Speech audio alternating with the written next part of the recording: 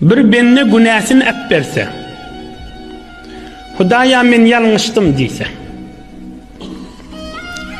yüreğinden narahat bolup canımdan ep berdim men şu günahını deyip canım menen kara vaqdin bolup ep berse, Allah'ın kapısına girse, ol perişteler ve günahını yalıptırırlar. Allah Teala periştelerin yadından çıkararın şun edin günahsını niptir.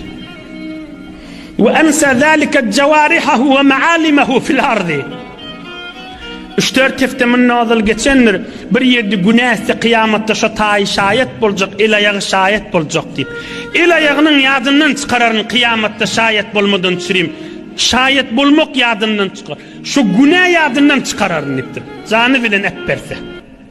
Oham olur, mahşer meydana girer diptir.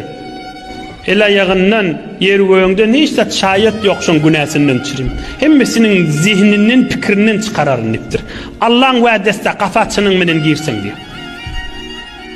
Ay men ahiretim yanım kadiyen, ay men ahiretim yok kadiyen, ay men odul günah kan ettim, ay men odul kan istiva ediptim. Şey dipti fikri harap adamlar, inne Nebi Ekrem aleyhissalatu vesselam'ın derman sözü.